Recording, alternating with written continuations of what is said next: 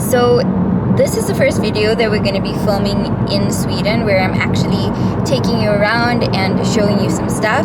This is going to be more like a week vlog because there are a couple of places that we are going to go to this week and I really want to show you.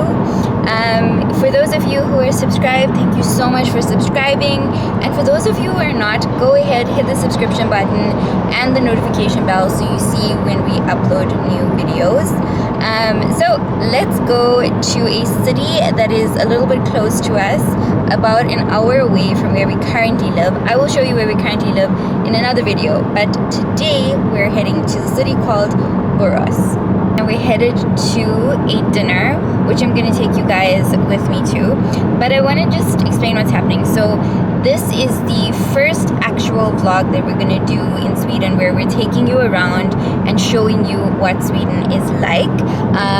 We've just finished all the South African content, and so now we're moving into the Sweden content.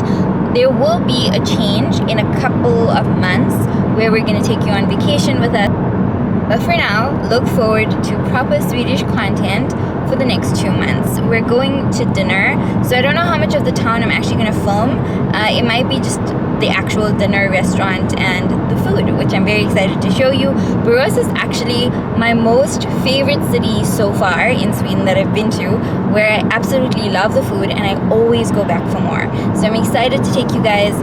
So let's go ahead and yeah, I hope you enjoy.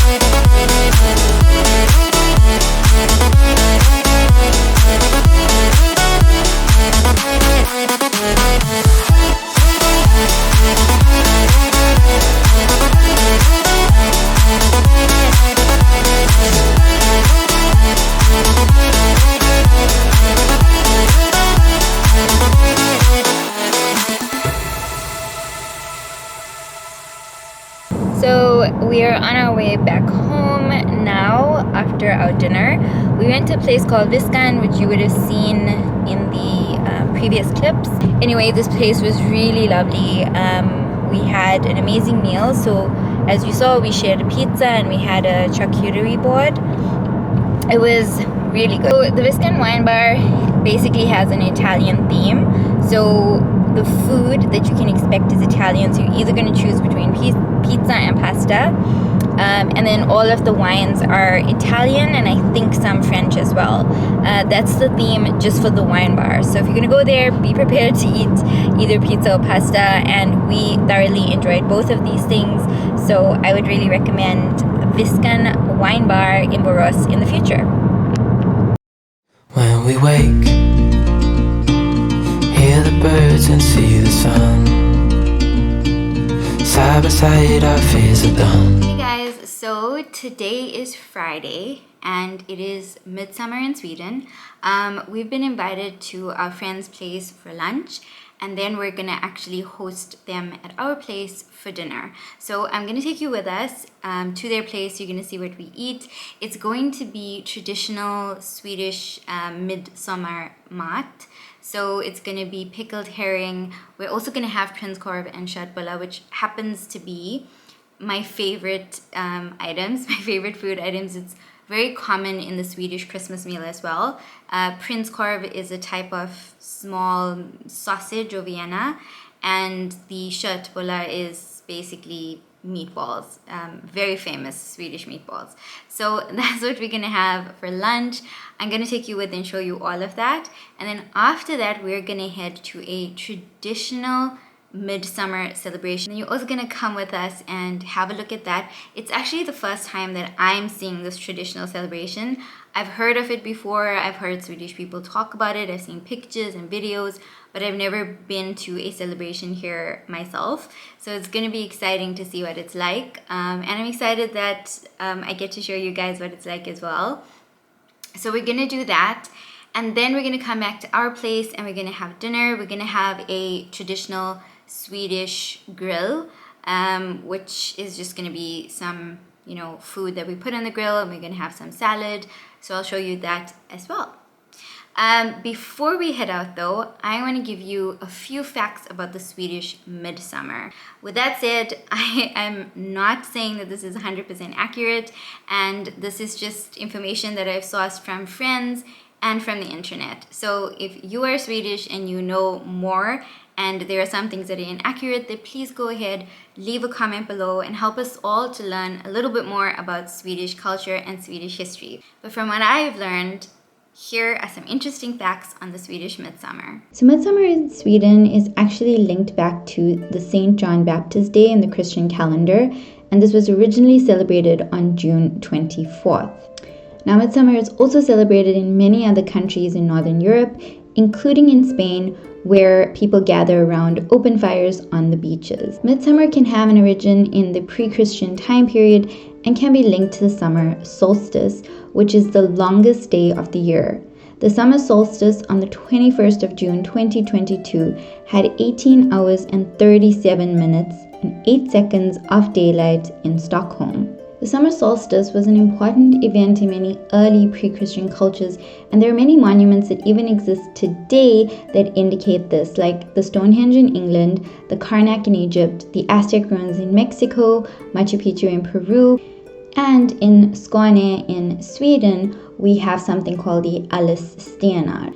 Celebrations of midsummer is at least historically determined and documented in writing in Sweden since the early 16th century. Now, Vikings may have celebrated the summer solstice as well with sacrificial feasts, but there is no historical evidence to confirm this. Midsummer was a break point in the agricultural calendar in rural Sweden as it coincided with the end of the intensive harvesting time. So agricultural workers would end their contracts during the summer and enter into new employment around September. Now, midsummer may also be linked to magic and supernatural happenings, but this can also be explained by society's need to believe in something to relieve the hardship of the daily conditions. So an example of this belief is that a girl should pick 7 different flowers in the left hand and put them under a pillow at midsummer night, and a future husband would show up in her dreams. There is a belief that the most famous symbol linked to the midsummer celebration is what you see in this picture, which is called the Midsummer Stong. This is believed to represent a phallic symbol which is linked to fertility. However, this may not necessarily be true, as there are many existing variants of the Midsummer Stong. It is without a doubt, though, that midsummer coincides with harvest and fertility. In modern-day Sweden, midsummer is celebrated with people, with your friends or your family, and you could head to the park and celebrate it by dancing around a fire or the Midsummer Stong, or you could just be at home or somebody else's home, gathering together to celebrate over some good food, which most commonly in Sweden involves some type of pickled herring. This is very common in the midsummer celebration, and as you can see, it is a favorite on many midsummer tables. The other very famous item is the Midsummer Torta, which is basically a summer cake. So it's a type of vanilla sponge cake that is then made with custard covered in fresh cream and lots of strawberries because it is the season.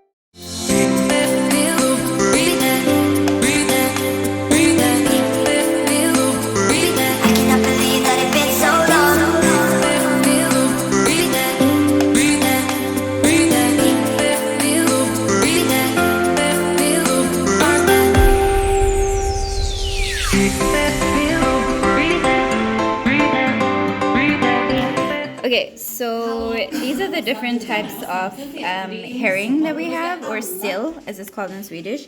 This is the plain sill. This is löksil, which is like flavored onion. And this one is kind of like, I guess it's cream and caviar. So yeah, this one's also flavored. So these are flavored, that one is plain. And basically this is the famous pickled herring in Sweden. So this is my plate. Here is the star of the show, the pickled herring. And then we have some Swedish meatballs, my most favorite sausage ever in Sweden, prinskorv. We have Västerbottenost pie, which is basically a cheese pie. And then eggs, some summer potatoes, cheese and crackers. Yeah. Yeah.